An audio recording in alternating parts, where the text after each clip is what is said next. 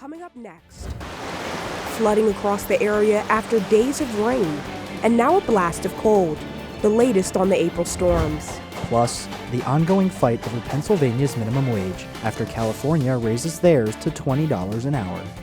And getting ready for Monday's solar eclipse to move across our state. The Centre County Report starts now.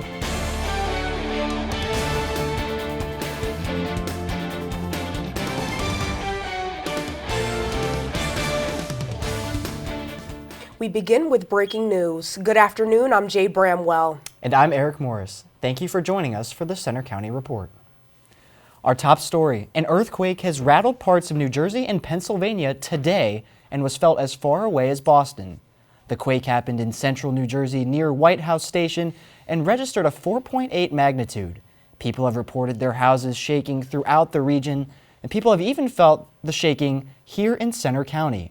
The FAA says some airport operations are affected, including the New York area, Philadelphia, and Baltimore. There are no reports yet of damage or injuries. Our other big story, this stormy week is ending with a shot of winter cold, and for many areas, cleanup from flooding. 3 to 4 inches of heavy rain fell across Centre County and much of central PA over the last few days. That led to flooding like here in downtown Bellefonte along Spring Creek. Schools there and other areas dismissed early on Wednesday due to roads flooding. Now, more cold weather has settled in some places and are even seeing a little April snow. Student meteorologist Leah Zermerko is live in University Park with the latest weather. Leah? Hi, out here on Pollock Road, we can see the students are passing by without umbrellas today and then traded it in for their parkas and hats. We have some Friday flurries here instead of April showers as brisker northwest winds are bringing down a colder air mass mixing in with that moisture we've seen earlier this week. Looking at that radar, we can see it moving out over the Atlantic and the bands of precipitation in the form of snow following through. Zooming in over Pennsylvania, we can see how those bands are passing through these afternoon hours and will be making their way through the rest of our Friday. Back to you guys in the studio. Thank you, Leah. We're hoping for better weather for Monday's total solar eclipse that will cross Pennsylvania and bring hundreds of thousands of visitors to our state. 75 hours. That's all that separates us from right now and a once-in-a-lifetime experience. The total solar eclipse is expected to bring a large number of visitors to Pennsylvania. The estimates for the state are anywhere from 56,000 to 200,000. Christine Temple expects most of them to make the trip to Erie. This is something that our area has never experienced. We've had large events in the past, but nothing compares to the anticipated number of visitors that we may see on Monday, April 8th. Not only will all of those visitors make an impression on the city hopes to make an impression on them as well. Our community have really gotten behind this, and we're trying to put our best foot forward because, we're welcoming all these visitors, and the ultimate goal is to have them have such a great time that they want to come back and see what else there is to see and do. Back in Centre County, many school districts will be having an early dismissal, with many being encouraged to attend SolarFest at Medlar Field. So I think that the science teachers have been telling students about that because that's a convenient, accessible opportunity to safely view the eclipse. Either way, no matter where you are in the state, it figures to be a day to remember.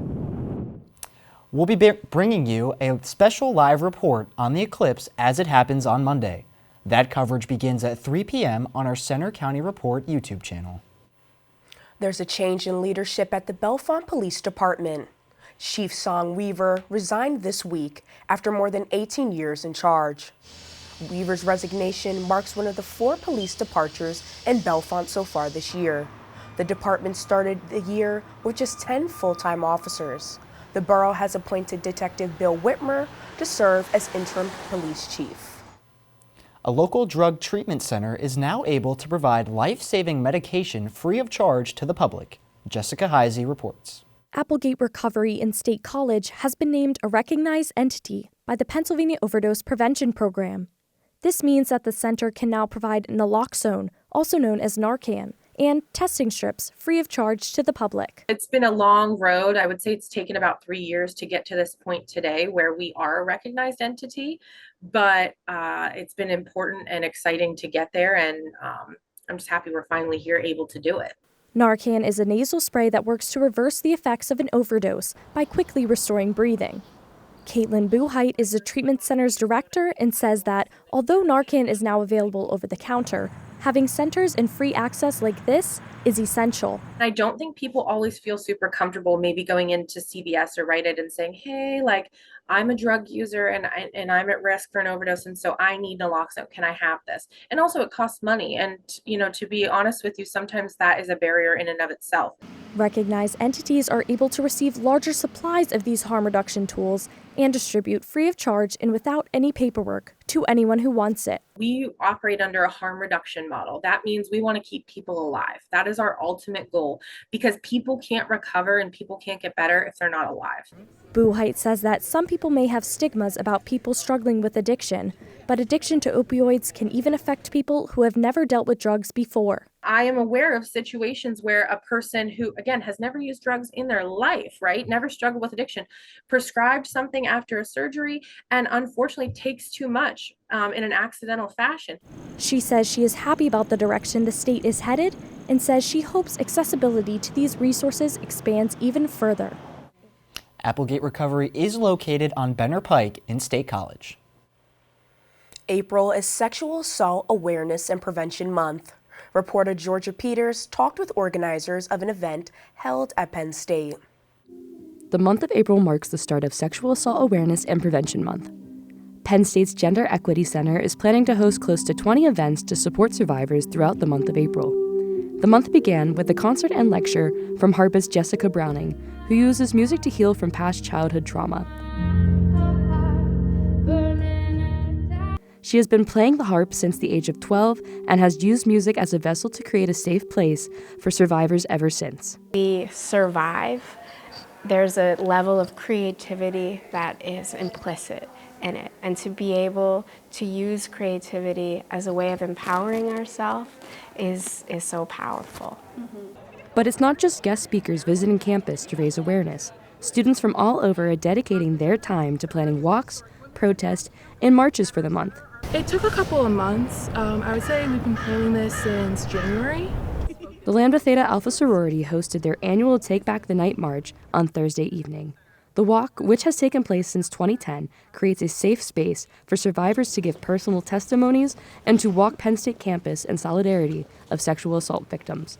Emily Sanchez, an organizer for the event, hopes Take Back the Night continues to grow to support the community. We definitely want to open up the community to raise awareness against what's going on, and even though it's been going on for so long, it's still something that continuously happens in our campus, even if we don't experience it firsthand. The event featured guests from local organizations such as Center County Safe and CAPS Student Health Services. In State College, I'm Georgia Peters for the Center County Report. The Gender Equity Center will host a number of awareness events all this month. For more information, follow their Instagram. California just raised their minimum wage for fast food workers to $20 per hour, and that move has some again looking at Pennsylvania's stagnant minimum wage. Reporter Alexa Spilatris is live in downtown State College with the story. Alexa? Finding good workers is tough right now. This used to be Hello Bistro, a popular restaurant. As you might be able to see in the signs behind me, they say closed. It shut down last year, and we're told in part because they couldn't find enough people to work. They even used to have signs on the door saying 1 hour shifts available. It's again putting a focus on Pennsylvania's minimum wage, especially after what California did this week. This week, California raised its minimum wage for fast food workers to $20 an hour. The law affects restaurant chains with at least 60 locations nationwide. Here in Pennsylvania, the minimum wage remains stuck at $7.25 and has been for 15 years. In his budget address, Governor Josh Shapiro said Pennsylvania is falling behind neighboring states that pay more. Penn State's economic professor Ira Salt says raising it would help workers. A 10% increase in the minimum wage is less than a 0.4% increase in grocery prices. So So I think overall there'd be a net benefit to raising the minimum wage. Some college students say it's not worth trading their academic and school activities to work for $7 an hour. Every job that was paying more than minimum wage wasn't hiring, and so the jobs that were, it just didn't seem worth it to me. Advocates pushing for a $15 wage say more than 700,000 Pennsylvania workers would see a pay increase with that change. 24 states have raised their minimum wage over the past decade. Every state joining us has a higher minimum wage. They probably go from around $8 an hour up to $15 an hour. But many small business owners say higher wage costs could cripple their businesses, which is already impacted by inflation. The state's democratically controlled House passed a bill to increase minimum wage to $15 an hour by 2026, but it stalled in the Republican-controlled state Senate. Nationwide, 30 states and a number of major cities have minimum wage laws higher than the federal and Pennsylvania standard. Live in State College, I'm Alexis Velatris. Now back to you in the studio. Thanks, Alexa. Still to come on the Center County Report, we'll check the 7-day forecast as we look ahead to Monday's eclipse. Plus, a new arrival at the State College Airport. Also coming up, find out where you can connect with farmers to buy fresh food at a new spot that just opened in the State College area.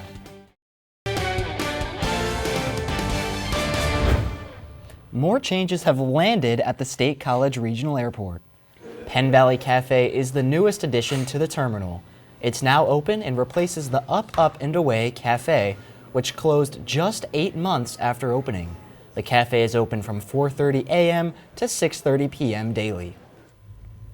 And College Township is paving the way to a safer ride for bikers and walkers with the new project. The township has received a $500,000 state grant for a new bike and pedestrian path to Penn State's campus. The 1-mile, 10-foot wide path will stretch from Puddintown Road along East College Avenue to the existing path near University Drive at Hastings Road. And something else is new on the horizon. An online farmers market has now opened a brick-and-mortar store in the Nittany Mall. Reporter Erica Ross stopped in to see what's going on. This is like our training wheels too. Center Markets began as an online farmers market to connect residents and local farmers during the pandemic. Now, 4 years later, they're the newest tenants in the Nittany Mall. We had thought it was just going to be a temporary thing. And here we are 4 years later, opening this brick and mortar store. And Owner Sabina Carey says the goal is to connect local shoppers and farmers. With the new location and new product lines, they're also applying to accept SNAP benefits. we really want folks to be able to use those benefits for fresh, locally raised, nutritious items. This new location is just the beginning for Center Market's expansion. Their next steps will take them to Pine Grove Mills. So that's our long-term goal, is to move our retail location there, because we're also expanding into a shared use commercial kitchen space. But Carey says the Nittany Mall location may also remain after the location change if there's enough demand. In State College, I'm Erica Ross for the Center County Report. Center Markets is open Wednesday through Friday and closed on Sunday. And is closed on Saturdays for online pickup. Young kids in the Center County region are now eligible for enrollment in the Imagination Library program launched by music legend Dolly Parton. Brought in by non-for-profit Center County United Way, Imagination Library provides books to children up to age 5 each month for zero cost. You can register your family for Imagination Library or donate to the program on the Imagination Library's website.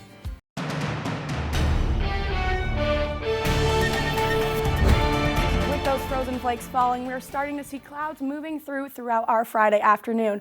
Current conditions were still below that 40-degree mark, hanging around 39, with some northwesterly winds keeping things brisk as we go through the day.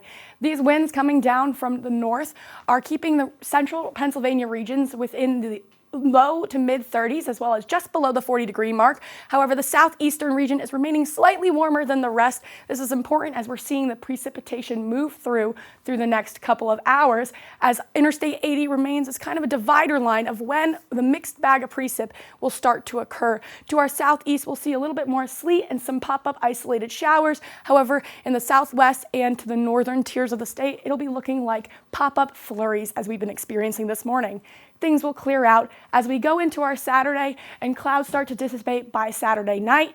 This then opens up for Sunday, where high pressure to our north is taking control, keeping us consistent, and it is the pick of the weekend. However, as the system that's just exited is out over the Atlantic, a new one is coming over from the Ohio Valley. That'll be on our doorsteps around Monday evening, and then again another pass by Wednesday and into Thursday. However, looking dry as we go into this weekend. We also have the solar eclipse coming up. Make sure you're in the path of totality if possible, as the Erie area will be experiencing that. So traveling north will be a great way to experience this once-in-a-lifetime experience. Today's forecast, it is 43 with a mixed bag of precip depending on where we are. And the northwesterly winds will keep things chilly as we go into the overnight with a low of 36. Some isolated snow showers will be following. And then for tomorrow, things start to clear up with mostly cloudy skies and some possible precipitation, but a high of 48. Looking ahead at the week, we start to warm up as we get into our Monday and our Tuesday, with temperatures hitting just around the upper 50s and even right below 70 by Tuesday, as the sun will be shining. However, showers would possibly be returning for our Wednesday and Thursday as that system makes its way eastward. Looking like a great day to get outside on Sunday. No, Leah, I just hope on Monday it is not too cloudy. I want to see that sun and that moon. Yes, definitely. I'm very excited for the eclipse. All right, Justin, what do you have for us in sports today? Coming up in sports, after lots of complaints, Penn State Athletic announces a new process for buying student football tickets. And we check in with that Nittany Lion football team as the blue-white game approaches. That and more next.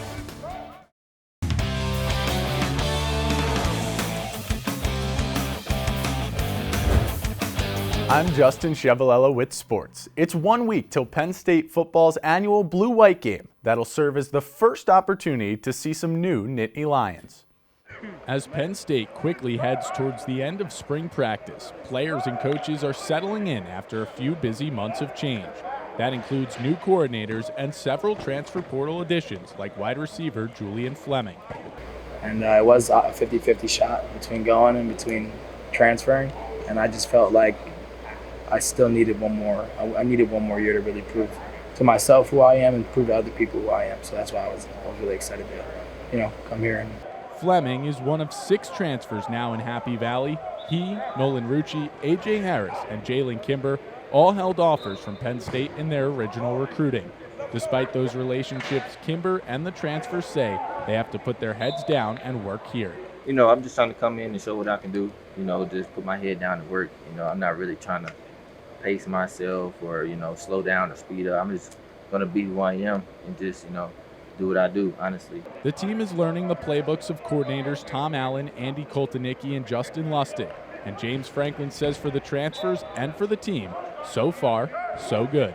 We just did that last week with those guys getting feedback, things that we can learn from and grow from, things they liked that the last program didn't like. Same thing at Penn State. So it's been really valuable, and those guys seem to be adjusting very well. The transfers will make their first official appearances on the Beaver Stadium grass as Nittany Lions next Saturday at the blue-white game. The blue-white game begins next Saturday at 2 p.m. and 3 days later, the transfer portal reopens again. And if you want to see those transfers in action next season, Penn State Athletics is changing the way students purchase football season tickets. Starting next season, a new lottery system goes into effect, allowing a 1-week window to request tickets. Here are the windows for each class in June. Students will find out the week of June 24th if they secured season tickets. To learn more, visit gopsusports.com. After a great tournament run, the basketball season is over for the Lady Lions. Penn State fell just short this week in the WBIT semifinal against Villanova. Despite the loss, the team had its best season in nearly a decade. Leilani Kapnis delivered an impressive double-double performance against Nova, while Ashley Owosu shined with her consistent scoring. And let's not forget McKenna Marisa, who bid farewell to her Penn State career with a memorable performance. On the men's team, there's some transfer portal news. Former Xavier center Kachi Enze is transferring to Penn State. He's a native of the Philly area and the former number 2 prospect in Pennsylvania.